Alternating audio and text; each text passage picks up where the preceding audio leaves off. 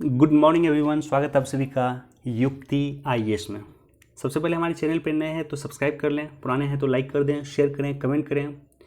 कोई क्वेश्चन पूछना चाहते हो या कोई सुझाव देना चाहते हो तो कमेंट सेक्शन में हमें सुझाव दे सकते हो। तो यूपीएससी का जो ये सीरीज़ है, इस सीरीज़ के तहत हम 2019 से लेकर के 2013 तक के पेपर को सॉल्व कर रहे हैं। यहाँ पे हमने 2019 के प्रीलिम्स का पेपर सॉल्व कर लिया है, आपको प्लेलिस्ट में मिल जाएगा। उसके बाद 2018 के पेपर को भी हमने सॉल्व कर लिया है, हमारे चैनल पे जाओ, प्लेलिस्ट में आपको मिल जाएगा। आज हम 2017 का पेपर सॉल्व करेंगे। पहले 50 क्वेश्चन को सॉल्व करेंगे सीरीज़ ए का। अगर आपके पास क्वेश्चन नहीं है तो आप हमारे टेलीग्राम चैनल पे जाओ या व्हाट्सएप को ज्वाइन कर लो, व्हाट्सएप ग्रुप को ज्वाइन कर लो, वहाँ आपको जो है पेपर मिल जाएगा। तो चलिए शुरुआत करते हैं। यदि आप यूपीएससी की तैयारी कर रहे हो और 2020 में आपको एग्ज़ाम देना है या 2021 में एग्ज़ाम देना है तो ये जो है वीडियो आपके लिए मस्ट है। You must should watch this video, क्योंकि अक्सर ऐसा होता है कि यूपीएससी के क्वेश्चन से, प्रीवियस ईयर के क्वेश्चन से काफ़ी जो है क्वेश्चन जो है मिल जाता है। नेक्स्ट ईयर के एग्जाम में काफ़ी हम डिस्कस करेंगे तो आपको बताएंगे कि किस तरह का क्वेश्चन 2017 का क्वेश्चन 2018 में पूछा गया है या 2019 में पूछा गया है। दूसरा कि अगर आप किसी पीसीएस की तैयारी कर रहे हो तो भी आपके लिए मस्ट है, क्योंकि यूपीएससी को कहा जाता है हर एक एग्ज़ाम की, हर एक पीसीएस की जननी कहा जाता है। तो काफ़ी क्वेश्चन जो है मिल जाते हैं, राइट। तो चलिए वीडियो की शुरुआत करते हैं। पहला जो क्वेश्चन है कि भारत के संसद के संदर्भ में निम्नलिखित कथनों पर विचार कीजिए। जो क्वेश्चन है गैर सरकारी विधेयक को लेकर के। गैर सरकारी विधेयक वैसे विधेयक को कहा जाता है जो मंत्री के द्वारा प्रस्तुत नहीं किया जाता है। एज सिंपल एज दैट, इतना जान लो। जैसे मान लेते हैं अभी वर्तमान में बीजेपी की सरकार है, बीजेपी के किसी एमपी के द्वारा अगर कोई विधेयक पेश किया जाता है और वह एमपी केंद्र सरकार में मंत्री नहीं है तो उस विधेयक को भी गैर सरकारी विधेयक कहा जाएगा। यानी किसी भी एमपी के द्वारा, वह एमपी जो है, शर्त यह है कि वह एमपी जो है मिनिस्टर नहीं होना चाहिए, उसके द्वारा प्रस्तुत विधेयक को गैर सरकारी विधेयक कहा जाएगा। तो पहला स्टेटमेंट बिल्कुल गलत है।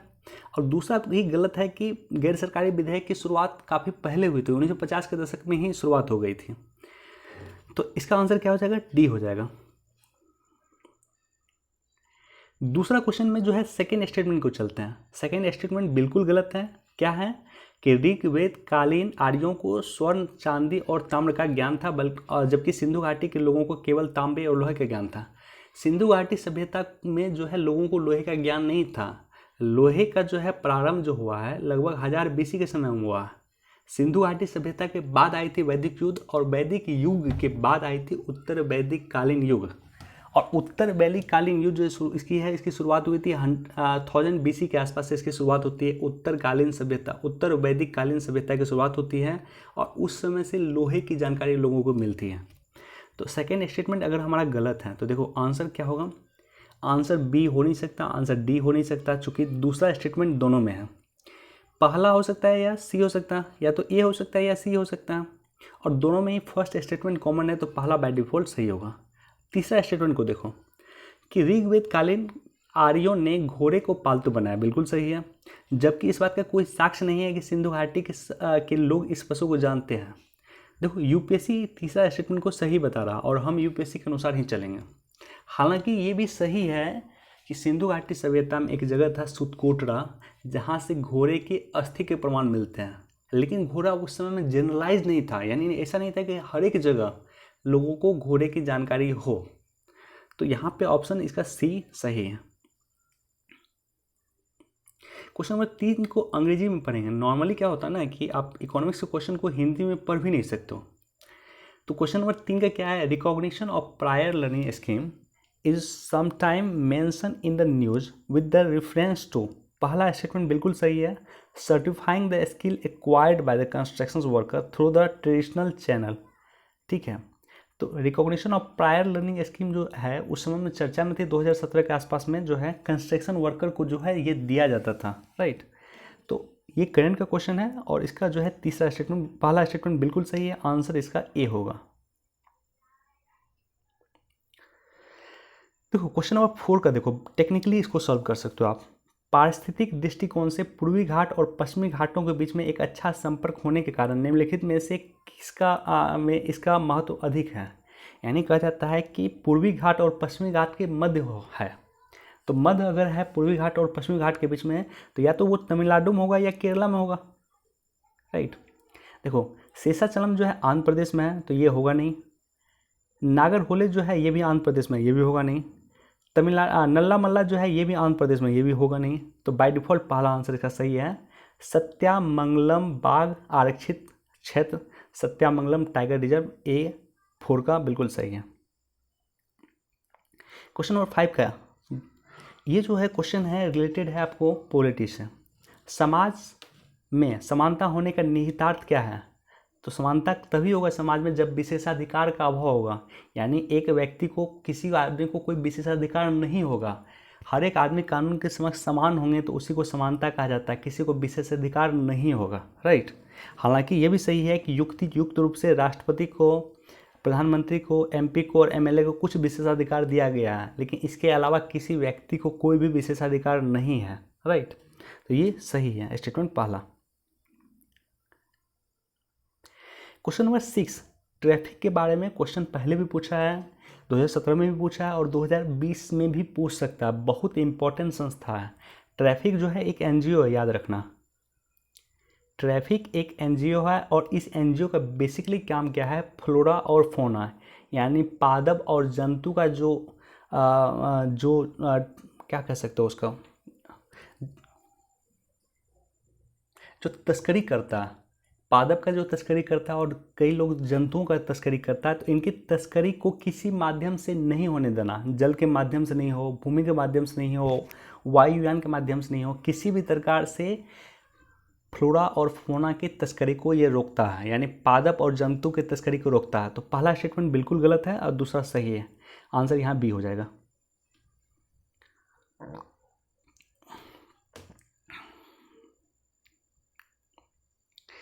क्वेश्चन नंबर 7, 42वें संविधान संशोधन द्वारा निम्नलिखित में से कौन सा सिद्धांत को राज्य के नीतिक निर्देशक तत्व से जोड़ा गया? तो उद्योगों के प्रबंध में कामगारों की भागीदारी, ठीक है, इसको अंग्रेजी में क्या बोलते हैं देखें, participation of worker in the management of industries, इसको जोड़ा गया। 7 का जो है बी बिल्कुल सही आंसर है, राइट।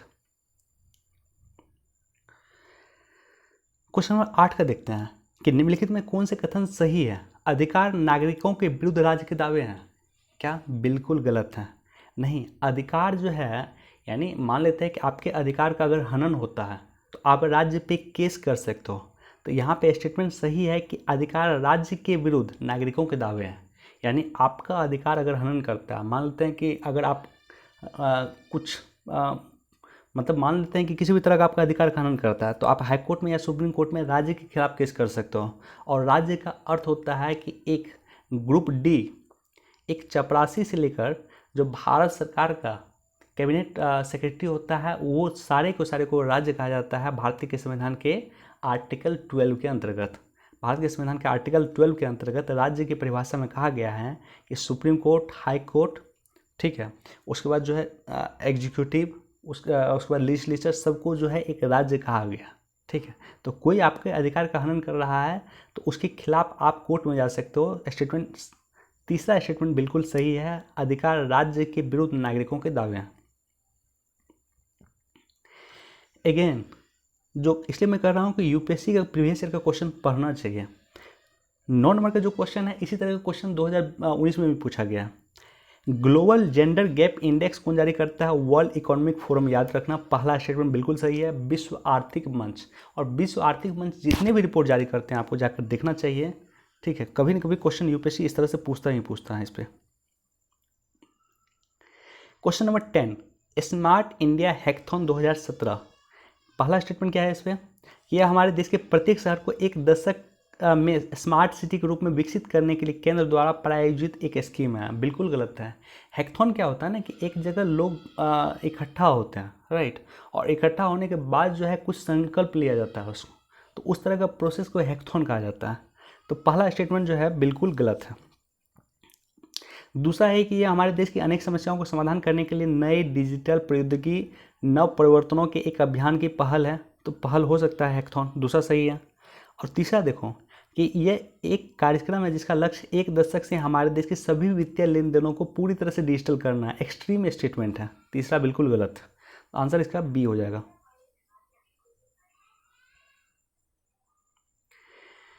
देखो एमपीसी को लेकर क्वेश्चन है और हमने आपको बोला है कि नॉर्मली यूपीएससी डाटा गलत देता है। तो यहाँ सेकंड स्टेटमेंट देखो, सेकंड स्टेटमेंट बिल्कुल गलत है। यहाँ पे एक डाटा दिया हुआ है कि एमपीसी जो है 12 सदस्यीय समिति है, ठीक है। तो सेकंड स्टेटमेंट बिल्कुल गलत है। और तीसरा स्टेटमेंट भी बिल्कुल गलत है कि इसकी अध्यक्षता वित्त मंत्री करता है। केंद्रीय वित्त मंत्री नहीं करता, ये आरबीआई की पॉलिसी है। तो आरबीआई का जो अध्यक्ष होगा, आरबीआई का जो गवर्नर होगा, वही इसकी अध्यक्षता करेगी। तो पहला स्टेटमेंट बिल्कुल सही है, तो आंसर इसका ए हो जाएगा। क्वेश्चन नंबर 12 देखो, 12 को भी आप टेक्निकल, आपको नहीं पता है फिर भी टेक्निक के माध्यम से सॉल्व कर सकते हो। दूसरा क्वेश्चन देखो, दूसरा स्टेटमेंट देखो कि केवल करताल ही एक वाद्य यंत्र है जो इसमें प्रयुक्त होता है।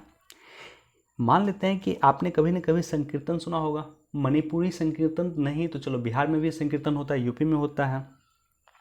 संकीर्तन में क्या होता है कि क्या केवल एक ही यंत्र का प्रयोग होता है? बिल्कुल गलत स्टेटमेंट है। दूसरा एक्सट्रीम है, दूसरा गलत। अगर दूसरा गलत है तो पहला होगा नहीं और सी होगा नहीं। तो या तो डी हो सकता है या बी हो सकता है, और दोनों में पहला कॉमन है तो पहला बिल्कुल सही है। और तीसरा स्टेटमेंट क्या है? यह भगवान कृष्ण के जीवन की लीलाओं को वर्णित करने के लिए प्रदर्शित किया जाता है, तो ये भी सही है। तो यहाँ पे आंसर जो होगा बी होगा। क्वेश्चन नंबर 13, रैयतवाड़ी व्यवस्था को लेकर के लॉर्ड कॉर्नवालिस पहला स्टेटमेंट बिल्कुल गलत है। क्यों नहीं होगा? कि लॉर्ड कॉर्नवालिस 1793 का जो है, 1793 में ये लाए थे, अस्थाई बंदोबस्त से लाए थे।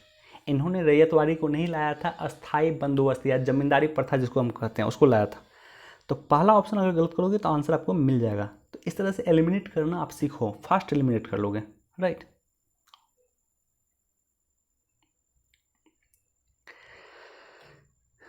फोर्टीन नंबर का अंग्रेजी में ही देखेंगे, हिंदी में समझ में नहीं आएगा।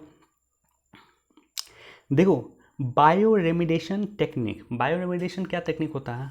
जैसे मान लेते हैं कि समुद्र के किनारे क्या होता है ना, कि अगर हम शिप के माध्यम से ऑयल मंगाते हैं तो समुद्र के किनारे काफ़ी ऑयल जो है जमा हो जाता है, तेल जमा हो जाता है। तो उस तेल को किस तरह से नष्ट किया जाए, उसके लिए कुछ बैक्टीरिया छोड़ दिया जाता है, ठीक है। और वो बैक्टीरिया क्या करता है कि वो ऑयल जो होता है उसको ऑयल खा लेता है, तो उसको ऑयल जेब बैक्टीरिया कहा जाता है। तो इसी तकनीक को बायो रेमिडेशन टेक्निक कहा जाता है। और यही यूज होता है हमारे जो अभी रेल के जितने भी टॉयलेट है उसमें यूज होता है। तो टॉयलेट में भी एक बैक्टीरिया छोड़ दिया जाता है, ठीक है। तो इसी तरह का जो है, इसी पे क्वेश्चन है, तो इसी पे हम डिस्कस करते हैं। पहला स्टेटमेंट क्या है? It is a technique for cleaning up pollutions by enhancing the same biodegradation process that occur in a nature. चलो पहला स्टेटमेंट हमारे मान लेते हैं कि हमको नहीं पता है। दूसरा स्टेटमेंट पढ़ो, any containment with the heavy metal such as cadmium and lead can readily and completely treated by the bioremediation using micro organism. देखो दूसरा गलत है। क्यों गलत है? कि हमने आपको बोला था कि यहाँ पे रेडली और कम्प्लीटली अगर इस तरह का स्टेटमेंट दे तो यूपीएससी गलत देता है। तो ऐसी कंडीशन में देखो बी होगा नहीं और डी होगा नहीं। तो बाय डिफ़ॉल्ट दोनों जो है, या तो हो सकता है ए हो सकता है या सी हो सकता है। बाय डिफ़ॉल्ट पहला स्टेटमेंट सही है। तीसरा स्टेटमेंट पढ़ो आप कि genetic engineering can be use to create micro organism specifically design for the bio remediations. तो तीसरा स्टेटमेंट बिल्कुल सही है, कॉमन स्टेटमेंट है। तो ऑप्शन यहाँ पे सी बिल्कुल सही हो जाता है।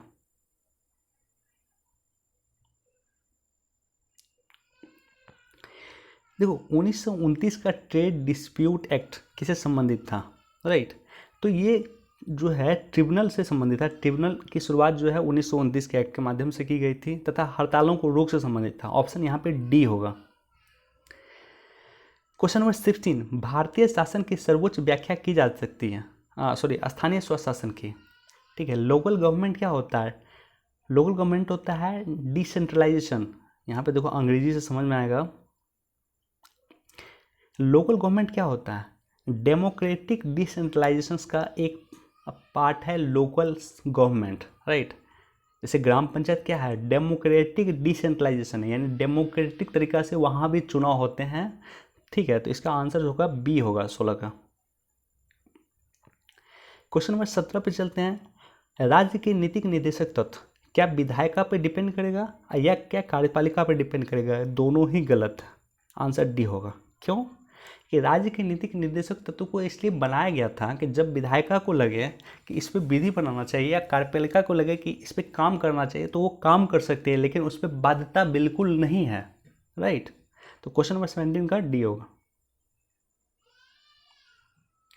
क्वेश्चन नंबर 18 देखो, डिजिटल सिंगल मार्केट स्ट्रेटजी किससे संबंधित है? ऐसा क्वेश्चन में जब आपको 4 ऑप्शन मिले और आपको पता चले कि कोई ऑप्शन आपको समझ में नहीं आ रहा है, इस तरह का क्वेश्चन आपको जानकारी नहीं है, लेकिन वहाँ अगर यूरोपीय यूनियन ऑप्शन में दे तो नॉर्मली यूरोपीय यूनियन सही होगा। यह भी आपके लिए एक ट्रिक्स है। अगर आपको क्वेश्चन के ऑप्शन में यूरोपीय यूनियन दे और आपको समझ में नहीं आ रहा है और आपको मारना है आंसर को, आंसर सॉल्व करना है, तो ऐसी कंडीशन में यूरोपीय यूनियन सही होगा। 90% केस में ऐसा होता है, आप देख लेना क्वेश्चन। क्वेश्चन नंबर 19 का जो क्वेश्चन पूछा है ना, इस क्वेश्चन को आप पढ़ लेना, ठीक है। तो इसको पूछने का रीजन मैं बता रहा हूँ। पूछने का रीजन क्या था कि व्हीलर द्वीप था, व्हीलर, उड़ीसा में जो है एक व्हीलर द्वीप है, और उसी समय में जो व्हीलर द्वीप को जो है नाम चेंज किया गया था, APJ अब्दुल कलाम द्वीप उसको कहा गया था।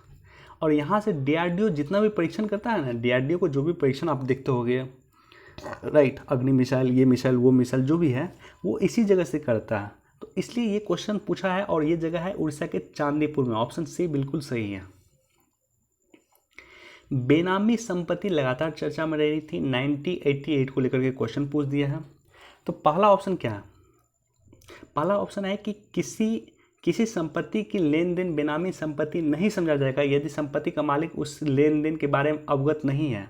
बिल्कुल गलत है। जैसे मान लेते हैं कि बहुत सारे सरकारी ऑफिसर हैं या बहुत सारे नेता हैं, ठीक है, वो उसकी संपत्ति बहुत जगह है, तो ऐसे कंडीशन में अगर कोई संपत्ति पकड़ी जाती है, मान लेते हैं इनकम टैक्स की गवर्नमेंट जो है अगर उसकी संपत्ति को सीज करती है, अगर वो नेता कहे कि मैं इसके बारे में जानकारी नहीं है, तो क्या मान लिया जाएगा? बिल्कुल गलत है, राइट। तो उसको, इसी के लिए तो बेनामी संपत्ति आया था, इसी को प्रिवेंट करने के लिए कि बहुत सारे लोगों पे एक्यूजेशन होता था कि आपकी बहुत संपत्ति है, लेकिन वो मना कर देते थे, तो इसी को रोकने के लिए बेनामी संपत्ति आया था, बेनामी एक्ट आया था। तो पहला ऑप्शन बिल्कुल गलत है। दूसरा देख लो कि बेनामी पाई जाने वाली संपत्ति द्वारा बेनामी पाई जाने वाली संपत्ति सरकार द्वारा जब्त किए जाने की दायी होगी, बिल्कुल सही है, सरकार जब्त कर सकती है। तीसरा देखो, यह अधिनियम जांच के लिए 3 प्राधिकारियों का उपबंध करता है, किंतु किसी अपीलीय प्रक्रियाओं का उपबंध नहीं करता है, यानी एपीलेट ट्रिब्यूनल का जो है उपयोग नहीं करता है, उपबंध नहीं करता है, बिल्कुल गलत है। यानी अगर मान लेते हैं कि आपको बेनामी संपत्ति आपकी पकड़ी जाती है, फिर भी आप अपील कर सकते हो, ये हमेशा कोर्ट में प्रोविजन किया गया। तो ऑप्शन यहाँ पे बी बिल्कुल सही है।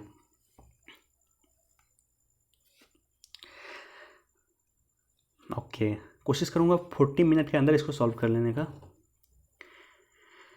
Question number 21, right, question number 21 का तो देखो, इस तरह के क्वेश्चन को आप पढ़ोगे तो आपको समझ में आ जाएगा। क्वेश्चन पहले पढ़ते हैं।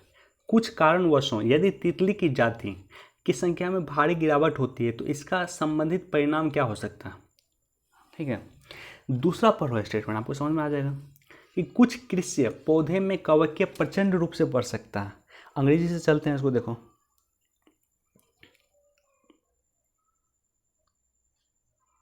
There could be a drastic increase in the fungal infection. हमने बोला आपको कि ड्रास्टिकली जब वर्ड दे, ड्रास्टिकली, स्टेडली, ये सब वर्ड नॉर्मली गलत होता है। तो ऑप्शन 2 जो है ये बिल्कुल गलत है, स्टेटमेंट 2 बिल्कुल गलत है।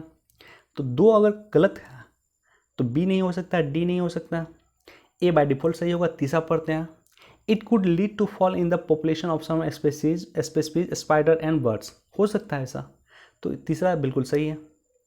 तो ऑप्शन यहाँ पे क्या सही हो गया? देखो, दूसरा गलत हो गया, पहला बाय डिफॉल्ट सही हो गया और तीसरा भी सही है। तो ऑप्शन यहाँ पे सी बिल्कुल सही है। शैवाल आधारित जैव ईंधनों का उत्पादन संभव है, ठीक है। तो पहला स्टेटमेंट पढ़ते हैं कि शैवाल आधारित जैव ईंधन का उत्पादन केवल समुद्र में हो सकता है। हमने बोला कि केवल जहां अगर आए तो आपका कान खड़ा हो जाना चाहिए, यह गलत हो सकता है। तो केवल समुद्र में नहीं, स्थल पे भी शैवाल आधारित जैव ईंधन का उत्पादन हो सकता है।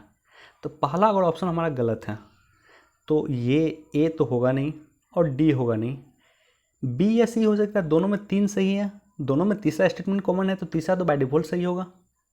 दूसरा स्टेटमेंट हम पढ़ लेते हैं कि शैवाल आधारित जैव ईंधन उत्पादन को स्थापित करने के लिए इंजीनियरिंग करने हेतु निर्माण हेतु एक उच्च स्तरीय विशेषज्ञता या प्रौद्योगिकी की जरूरत होती है, बिल्कुल सही है। तो यहाँ पर ऑप्शन बी बिल्कुल सही है हमारा। 22, उसके बाद 23 राष्ट्रीय पोषण मिशन। राष्ट्रीय पोषण मिशन के बारे में आपको पढ़ना चाहिए, जानकारी होना चाहिए। राष्ट्रीय पोषण मिशन का लक्ष्य था कि 2% जो है चाइल्ड स्टंटिंग क्या होता है कि जो है एज के अनुसार बच्चे की जो है वृद्धि नहीं हो पाती, हाइट नहीं बढ़ पाता, उसको स्टंटिंग कहा जाता था। तो इसका लक्ष्य था कि 2% चाइल्ड स्टंटिंग को कम करना है, 3% एनीमिया को प्रत्येक वर्ष कम करना है, और 2% अंडर न्यूट्रिशन को जो है प्रत्येक वर्ष कम करना। राइट, इसका 3 ही ऑब्जेक्टिव था। तो ये सब जानना चाहिए। नेशनल न्यूट्रिशन मिशन आपको निश्चित तौर पे जानना चाहिए। पोषण देश की सबसे बड़ी समस्या है। तो इसका जो है देखो, इसमें ऑप्शन 4 नहीं होगा कि मुर्गी के अंडे के उपयोग को बढ़ाना, इस तरह का कोई लक्ष्य नहीं था इसमें, बस 3 ही लक्ष्य था।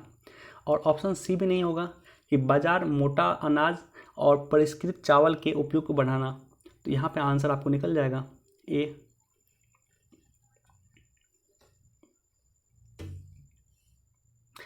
क्वेश्चन नंबर 24 देखो, इसको टेक्निकली सॉल्व कर सकते हो। फैक्ट्री एक्ट की शुरुआत ही लगभग 1881 में हुई थी, अंग्रेज के समय में हुई थी। कांग्रेस की स्थापना से पहले की बात है ये, 1885 में कांग्रेस की स्थापना हुआ था।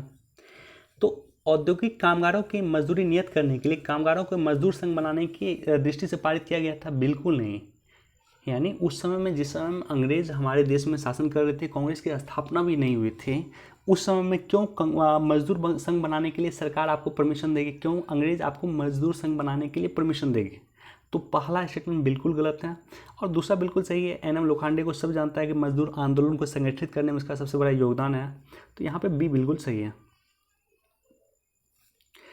अगेन देखो, 25 का हम पढ़ेंगे नहीं। 25 का क्वेश्चन कार्बन डाइऑक्साइड को लेकर के है और हमने बोला है आपको कि एक टेक्निक है कि अगर साइंस एंड टेक का क्वेश्चन दे और उसका एप्लीकेशन दे तो ऑल ऑफ दिस सही होगा। तीनों स्टेटमेंट सही है, ऑप्शन इसका डी होगा। बटलर कमेटी किससे संबंधित है? 1927 में बटलर कमेटी आई थी और ये यूपीएससी का अगर प्रीवियस ईयर का क्वेश्चन बनाओगे तो पहले भी क्वेश्चन पूछा जा चुका है। तो ये आंसर डी इसका बिल्कुल सही है कि सरकार और देसी रियासत के बीच में संबंध को सुधारने के लिए बटलर समिति का गठन किया गया था। डोमेस्टिक कंटेंट रिक्वायरमेंट, तो ये जो है ये करंट का क्वेश्चन था। ये भारत में सौर शक्ति उत्पादन को बढ़ाने के लिए जो है इसकी शुरुआत की गई थी। और अगर आप देखो तो सौर को लेकर के 2019 के प्रीलिम्स में भी क्वेश्चन पूछा है, 2018 में भी क्वेश्चन पूछा है। तो हमारा जो सोलर सेक्टर है वो काफ़ी इंपॉर्टेंट है और ये सारे के सारे कहीं न कहीं संबंध है पेरिस क्लाइमेट चेंज 2015 से। वहीं पे हमने डिसाइड किया था और उसी के अनुसार सोलर पे हम काम शुरू कर रहे हैं। तो हर एक चीज़ एक दूसरे से जो है डिपेंडेंट होती है। यहाँ पे यूपीएससी की तैयारी में इसलिए कहा जाता है कि कोरिलेट करके पढ़ना चाहिए। राइट, चलिए क्वेश्चन सॉल्व करते हैं। 28 नंबर, परमाणु सुरक्षा शिखर सम्मेलन संयुक्त राष्ट्र के तत्वाधान में आवधिक रूप से किया जाता है, बिल्कुल गलत है। संयुक्त राष्ट्र संघ के अंतर्गत इसका जो है कोई प्रोविज़न नहीं है। और विखंडनीय सामग्रियों पर अंतर्राष्ट्रीय पैनल अंतर्राष्ट्रीय ऊर्जा अभिकरण का एक अंग है, ये भी गलत है। हमने बोला है कि संस्थाओं का नाम यूपीएससी नॉर्मली गलत देता है, तो इसका आंसर डी हो जाएगा। एनपीएस नेशनल पेंशन स्कीम क्यों चर्चा में था कि उस समय में लगातार चर्चा में था और अभी भी इसको लेकर के चर्चा में है।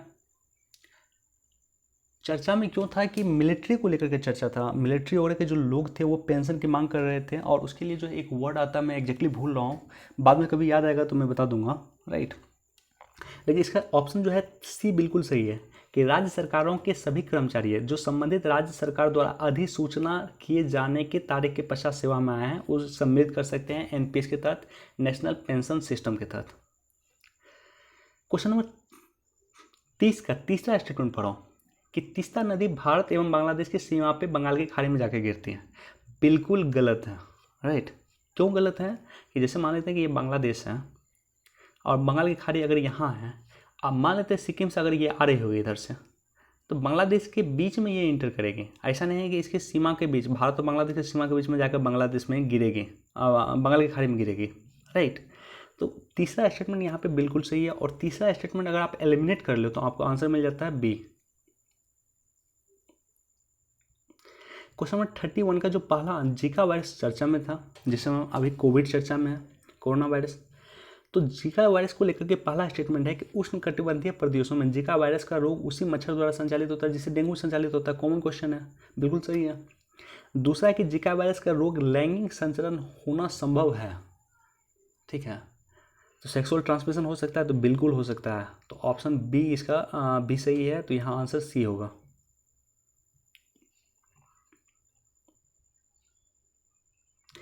क्वेश्चन नंबर 32 चलते हैं। देखो, एक मार्क के बारे में आपको जानना चाहिए। दूसरा स्टेटमेंट पढ़ते हैं, क्या फॉ जारी करता है, यानी कृषि खाद्य और कृषि संगठन फॉ इसे जारी करता है, बिल्कुल गलत है।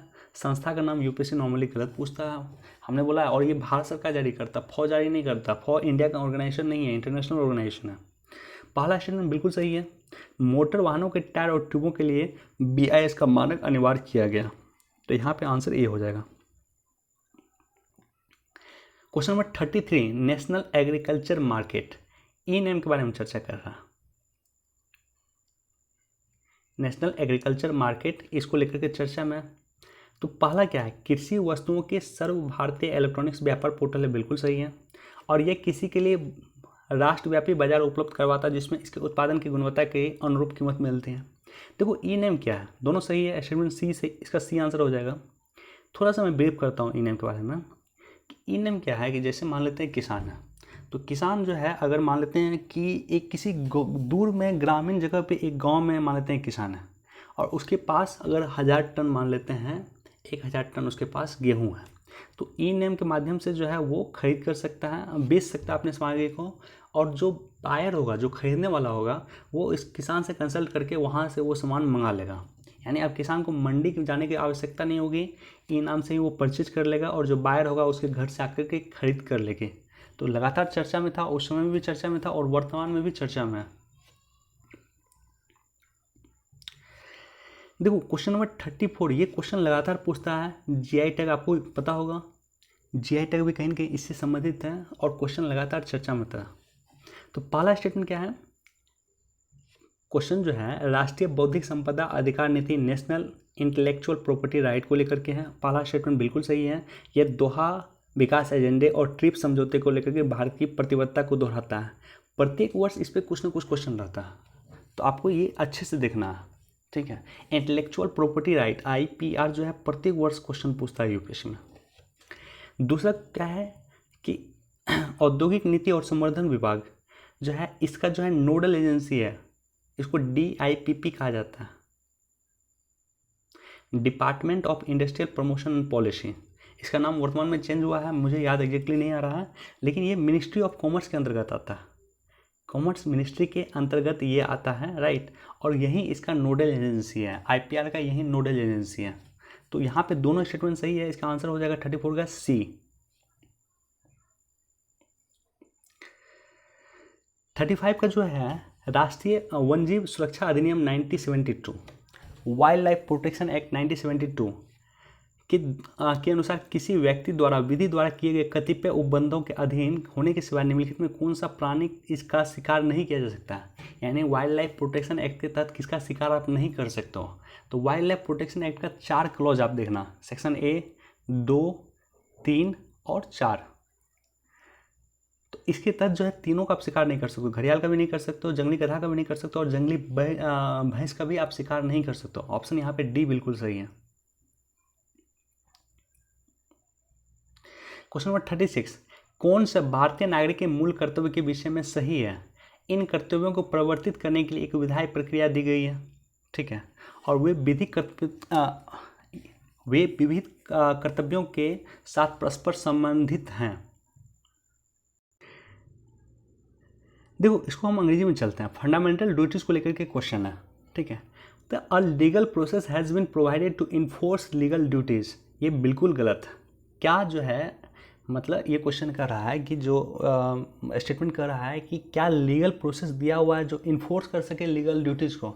यानी अगर मान लेते हैं कि आपको जो भारत सरकार आपको जो ड्यूटीज़ मिली हुई भारत के संविधान के आर्टिकल 51A के तहत, अगर आप उसका अनुपालन नहीं कर रहे हो और इसके लिए एक सरकार क्या इसको अनुपालन करवाने के लिए बाध्य कर सकती है आपको? तो बिल्कुल नहीं। तो पहला स्टेटमेंट बिल्कुल गलत है। दूसरा, they are correlative to the legal duties, ये भी गलत है। तो इसका आंसर क्या हो गया? इसका आंसर हो जाएगा डी। 37 पे चलेंगे। 37 का तीसरा स्टेटमेंट जो है बिल्कुल सही है। नॉर्मली लोगों को पता होता है कि सुरेंद्रनाथ बनर्जी इंडियन एसोसिएशन के संस्थापक थे। कब स्थापना की थी? 1976 में किया था शायद, 1876 में किया था। तो तीसरा सही है, दूसरा गलत। दूसरा गलत है कि मद्रास महाजन सभा के संस्थापक कौन थे? तो गुजलू लक्ष्मी नरसू चेट्टी, ये बिल्कुल नहीं थे। क्योंकि एग्जैक्टली मुझे नाम याद नहीं आ रहा कौन थे, लेकिन 3 व्यक्ति थे, 3 में इसका नाम नहीं है। तो आपको पता है कि तीसरा गलत है, तीसरा सही है और दूसरा स्टेटमेंट गलत है, तो आंसर सिर्फ और सिर्फ बी होगा, राइट। और नॉर्मली जो है अगर आप बना रहे हो तो आपको इसके बारे में राधाकांत देव के बारे में भी आपको जानना चाहिए। उसके बाद जो है मद्रास महाजन सभा के बारे में भी आपको जानना चाहिए और इंडियन एसोसिएशन के बारे में भी आपको जानना चाहिए। तो यही सब क्या होता है कि इसी ऑप्शन से यूपीएससी नेक्स्ट बार क्वेश्चन ड्राइव कर देता है। क्वेश्चन नंबर 38, निम्नलिखित उद्देश्यों में कौन से भारत के संविधान के उद्देशिका में सन्निविष्ट नहीं है? मान लीजिए क्वेश्चन ये पूछ रहा है कि कौन से भारत के प्रियम्बल यानी उद्देशिका में नहीं है। तो आर्थिक स्वतंत्रता की चर्चा नहीं की गई है, बी बिल्कुल सही है। QCI quality control of India की चर्चा की गई है। पहला स्टेटमेंट पढ़ो कि QCI का गठन भारत सरकार और भारतीय उद्योग द्वारा संयुक्त रूप से किया जाता है, बिल्कुल सही है। दूसरा है कि QCI के अध्यक्ष की नियुक्ति उद्योग द्वारा भारत सरकार के संस्तुतियों के आधार पर, यानी उसके रिकमेंडेशन के आधार पर प्रधानमंत्री के द्वारा की जाती है, बिल्कुल सही है। ऑप्शन यहाँ पे सी बिल्कुल सही है। देखो, स्मॉल फाइनेंशियल बैंक की बात की गई है।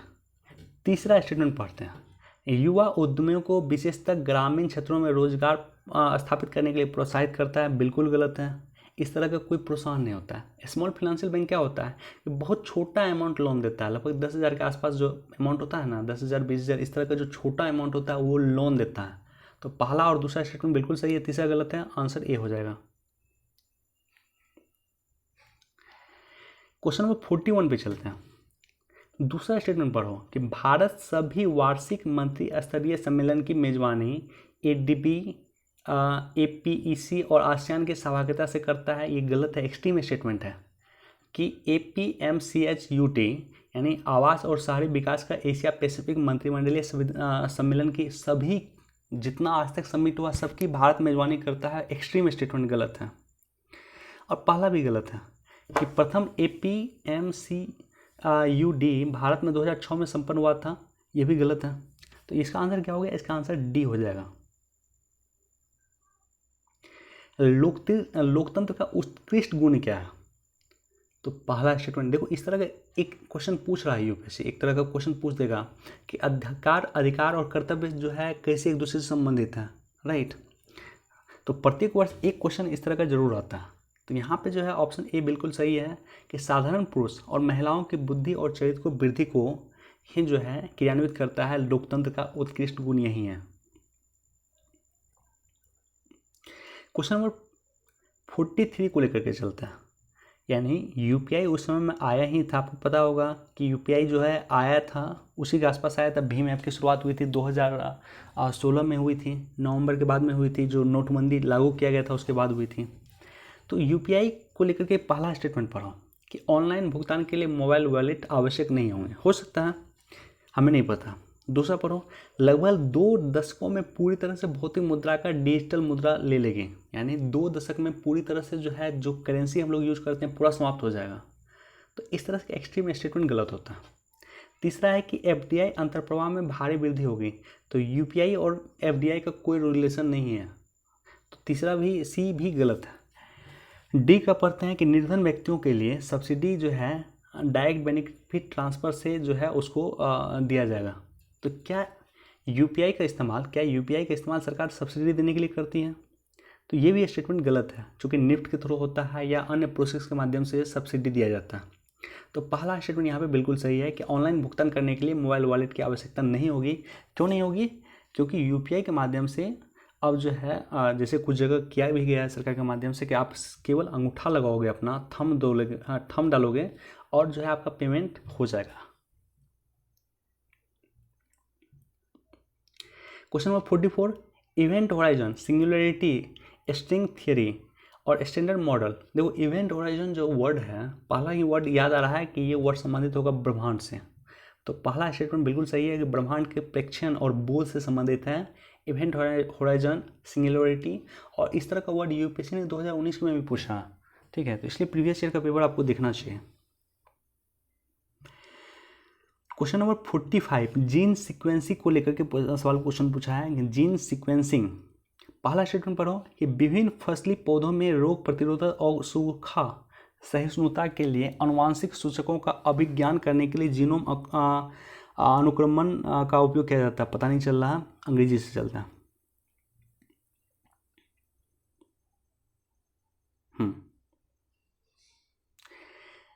Gene sequencing can be used to identify genetic marker for the disease resistance and dropout tolerance in the various crop plant। हो सकता है। दूसरा स्टेटमेंट पढ़ते हैं, मान लेते हैं हमको नहीं पता, पहला स्टेटमेंट के बारे में हमें नहीं पता, दूसरा चलते हैं। This technique can be reducing the time required to develop new varieties of the crop plant, ये भी हो सकता है। और तीसरा स्टेटमेंट क्या है, it can be use to decipher to host pathogen relationship in the crop. तीसरा भी सही लग रहा, तीनों सही लग रहा है, तो इसका आंसर क्या हो जाएगा, डी हो जाएगा।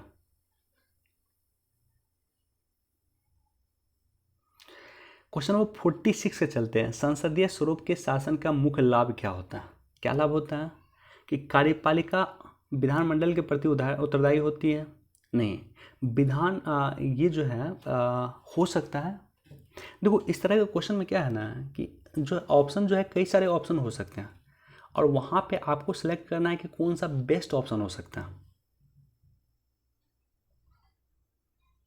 तो बेस्ट ऑप्शन तीसरा ही कि कार्यपालिका जो है विधानमंडल के प्रति उत्तरदायी होगा, यानी जो है एग्जीक्यूटिव होगा वो रिस्पॉन्सिबल होगा लेजिस्लेचर के प्रति।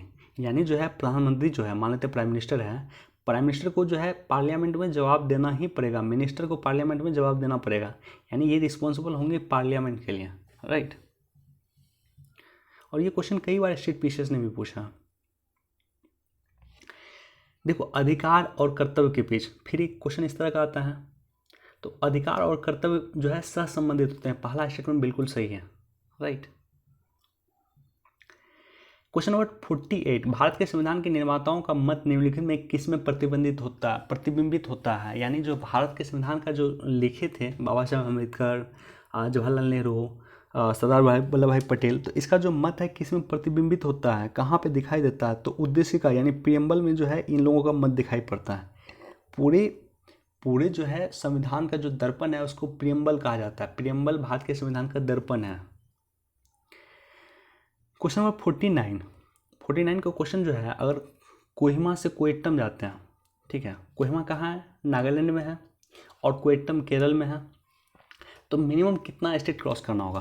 तो पहला तो एक है नागालैंड, दूसरा आप मान लीजिए आपको आना पड़ेगा असम, तीसरा आपको आना पड़ेगा वेस्ट बंगाल, ठीक है, वेस्ट बंगाल के बाद चौथा आपको आना पड़ेगा उड़ीसा, उड़ीसा के बाद पांचवा आपको आना पड़ेगा पांचवा आप चले जाओ, उड़ीसा के बाद कहाँ जाओगे आप? आंध्र प्रदेश चले जाओ, छठा आंध्र प्रदेश के बाद तमिलनाडु चले जाओ, और सातवां जो है आपको केरल चले जाओ। यानी मिनिमम 7 स्टेट को आपको क्रॉस करना, ऑप्शन बी बिल्कुल सही होगा।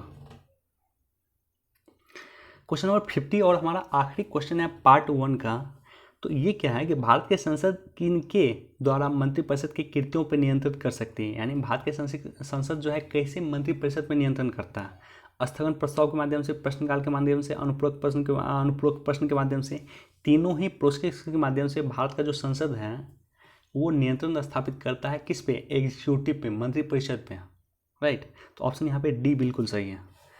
तो चलिए पहला पार्ट हमने कंप्लीट किया और दूसरा पार्ट कोशिश करूँगा जल्दी लाने का। तो वीडियो अगर आपको अच्छा लगे तो सबसे पहले लाइक कर देना, सब्सक्राइब कर देना और अधिक से अधिक लोगों तक शेयर करना, राइट। चलिए बहुत बहुत धन्यवाद, thank you so much, please do like share and subscribe.